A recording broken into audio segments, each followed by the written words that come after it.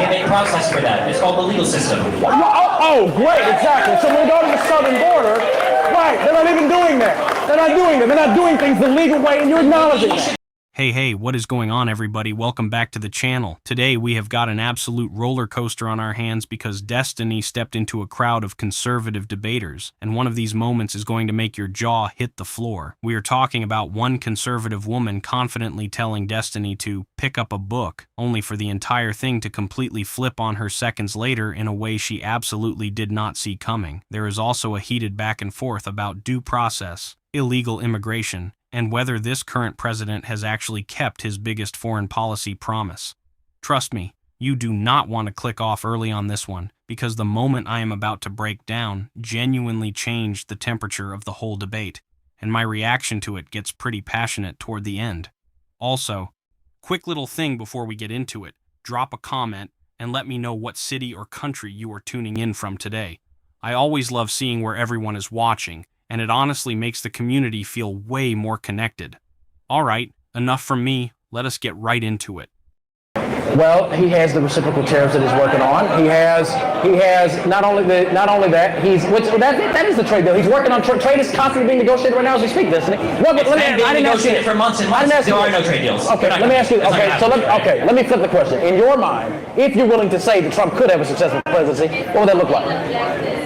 At this point, he would have to reverse course on a lot of the stuff he's already done. So, okay, so the rule of law would be nice, right? Listening to orders issued from judges would be nice. You mean judges that make it their business to undo everything he does? You mean judges who make it their business to rule on federal matters, like what judges are supposed to do?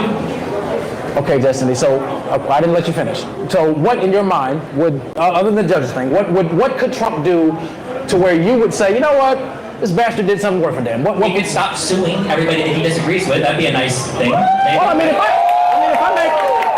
if I make MSNBC pay me $19 million for defamation, then I think that's a win. And if I ever become president and you defame my character and I sue the shit out of you, I want my check too. I just gotta say. I want my money. If you could be a 6'2" I want my money. If you could be a 6'2" giga Chad and be digging down prostitutes while doing cocaine, why can't we say that's a win too for Hunter Biden? When you get a preemptive pardon from your father for backdoor trade deals with China that could have very well been signed by Donald Penn, I don't know that Hunter Biden is a good example. Let's deal specifically with the president, because if we start now we want to talk about the president. Well, I mean, if we start doing we were obsessed with Hunter Biden. Well, if you're the son of the president of the United States and engaging in what could be seen as acts of treason, I think that would be a serious problem. Do you feel the same about Kushner, whose hedge fund was signing $2 billion deals with MBS in Saudi Arabia after he negotiated the Abraham Accords? I absolutely think that's wrong as well. I would hold him accountable for that. Because that deal was like 3 orders of magnitude, like 10,000% more than the totality of money that Hunter Biden supposedly made while he was working in Ukraine.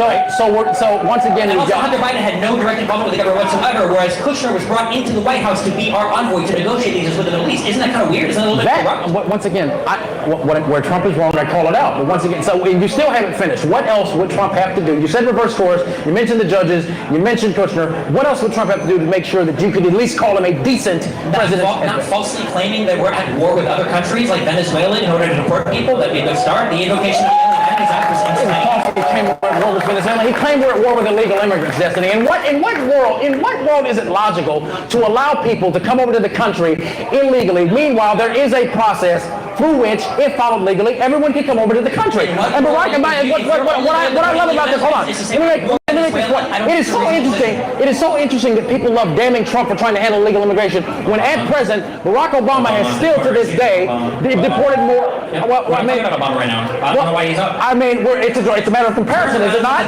It's a matter of comparison. Barack Obama still to this day deported more illegals than Trump did. When Trump does it, it's bullshit. That's where the big Obama numbers come from, and that's substantively different. Which is what he's supposed to do.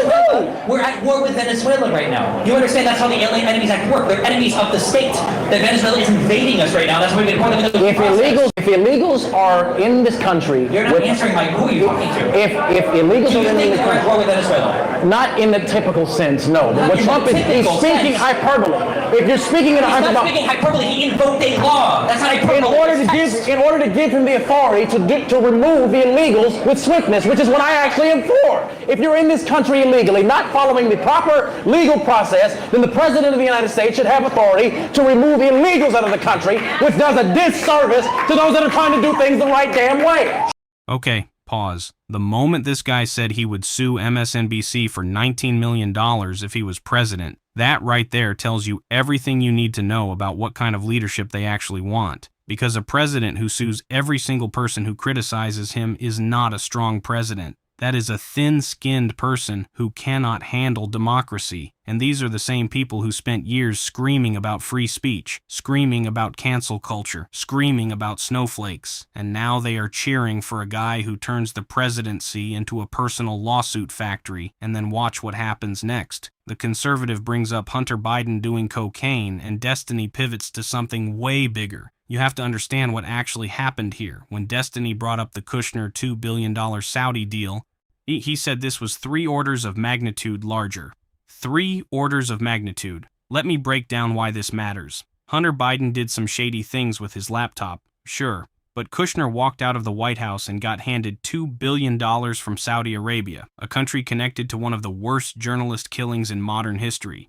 That is not even in the same universe of corruption. And here is the part that blows my mind. These conservatives will spend 4 straight years obsessing over a laptop that had no impact on a single piece of American policy. But when the son-in-law of a sitting president walks away with billions from a foreign government, suddenly it is crickets. Suddenly it is whataboutism. The hypocrisy is so loud you can hear it from space. This is not about corruption for them. This is about tribalism. If their guy does it, it is fine. If the other side does it, it is treason. And we have a process for that. It's called the legal system. Oh, great, exactly. So when we go to the southern border, right, they're not even doing that. They're not doing that. They're not doing things the legal way, and you're acknowledging He that. should pick up a book and learn how it works. He's the president of the United States. Or at the very least, he can pick somebody to hand him awards. When Christie's asked, what is Habeas Corpus? And she says, it's Trump's ability to deport people. Maybe she's not the right person for the job. Maybe? That was funny. I'll give you that. That was pretty good. That was pretty good. But you're telling me that you're telling me essentially that is it wrong to remove those that are here illegally? Because I want to get you on the record with this. Is it wrong? No one is saying that. That's what the conversation's about. No. This conversation, you've now made the conversation about illegal immigrants. No, we're making the conversation about the process by which he is deporting them.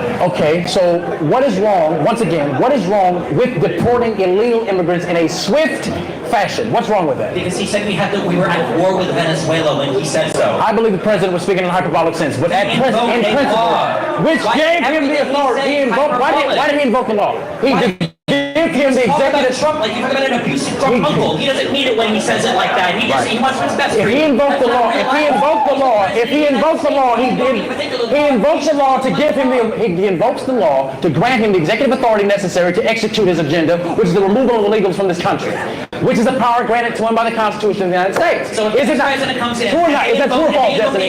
Destiny, is that true or false? Destiny, is it true or false? It is true that he invoked the law so that he could avoid due process for certain groups of the Is it true that the Constitution grants powers to the president to act once a state of emergency is declared to the point of him enacting the law? If we are facing, which he said in his inauguration, this actually shows how true Trump is to his agenda. He said, I'm going to invoke a national emergency at the southern border to deal with the migrant crisis. And since then, we have deported over 100,000 illegal immigrants. So that means that Trump is at least a man of his word. He's clearing the country of illegals, and we've seen no border crossings since he started doing what he said he was going to do. That is true because nobody's coming here right now. Tourism is down across every single. I wonder why. Because he stopped it. Because he stopped it, which means that he did what he said he was going to do, which means Trump is a man of his word. Make America an unappealing place to go to? Was that the goal the whole time? If America was so unappealing, there wouldn't be so many illegals trying their damnedest to get over to this country. As of right now, they're not trying to get it So anymore, you're right? proving my point in real time. This is fantastic. They're not trying to get it anymore, right? They can't, because you know why? Because we finally got a president with the balls to put a stop to the bullshit in the White House. When Trump says he wants to do something, he does it. When he says he wants to stop something, he stops it. And when he says we're going to declare a national emergency at the southern border, we're going to deal with the crisis, and we're going to stop. Why did we stop Ukraine and Russia again? Oh my God. This is the moment. This is the moment. The conservative woman sitting there with her arms crossed, telling a grown man with a full political career to pick up a book and learn how it works. And then Destiny asks her the simplest question a first-year law student could answer: what is habeas corpus? And she says it is the president's ability to deport people. I am begging you to understand how catastrophic this answer is. Habeas corpus is literally one of the oldest legal protections in Western history. It goes back to English common law in the 1600s. It is the foundational principle that prevents governments from just throwing people in cages without a hearing. It is the reason you cannot be disappeared by the state. And this woman, who just told someone to read a book, thinks it is a deportation tool. She got the definition not just wrong, she got it exactly backwards. This is the part people do not realize. When you do not know what habeas corpus is, you do not know what due process is. And when you do not know what due process is, you will cheer for any government that starts snatching people off the street because you genuinely do not understand that the protection being stripped from immigrants today is the same protection that keeps you safe tomorrow. Destiny's response was so clean. He just looked at her and said, maybe she is not the right person for the job. That is not even a roast. That is just a factual observation. And then the conservative guy tries to argue that declaring we are at war with Venezuela is just hyperbole. No. When a president invokes actual wartime legal authority to bypass courts, that is not hyperbole. That is how civil liberties die. That is how you get a country where the executive branch just decides who gets rights and who does not. This is dangerous, and the scariest part is how many people are cheering it on without understanding what they are cheering for.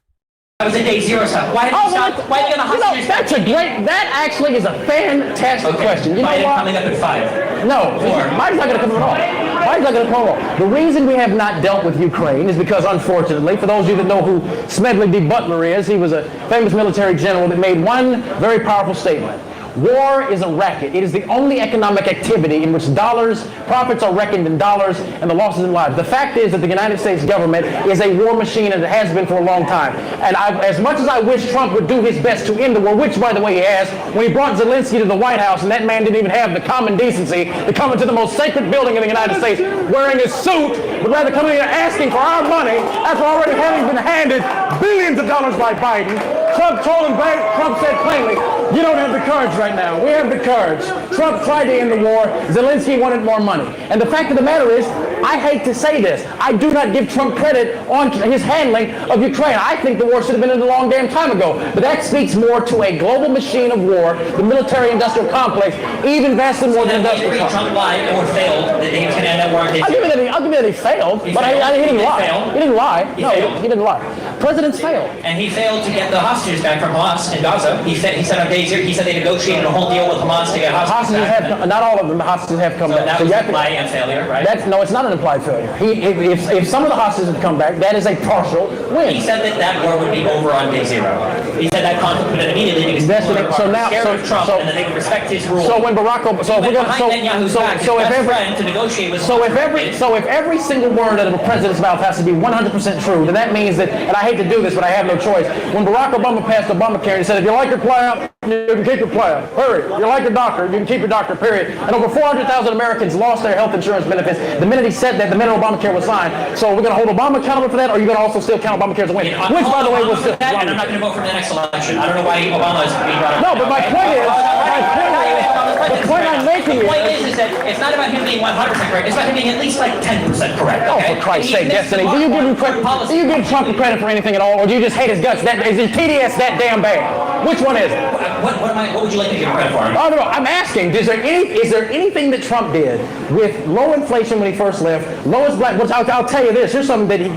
Watch what just happened. The conservatives spent the entire segment defending this president as a man of his word, a man who does what he says. And then the very next topic is Ukraine, and he admits, with his own mouth, that this president has failed on Ukraine.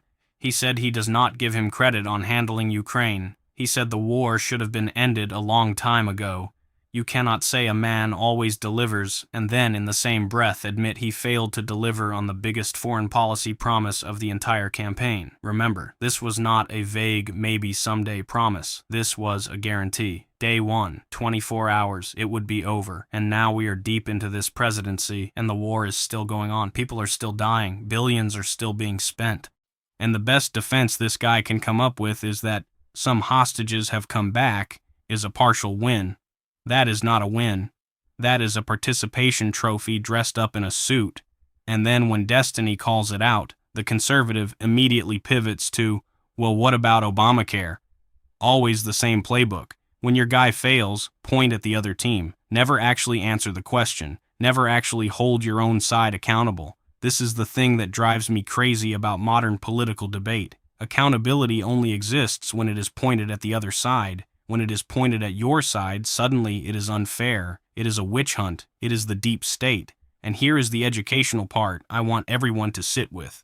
Throughout history, every single populist leader who ever promised to fix everything overnight has failed to fix anything overnight. It is a pattern going back centuries. Easy promises collect votes. Hard governance collects failures. The people who understand this are the ones who look at day one promises and already know they are lies before the oath is even taken. The people who do not understand this are the ones still waiting for a miracle that was never coming. So, what do you guys think of this? Leave your thoughts down in the comments. Please like and subscribe, and I will see you in the next video.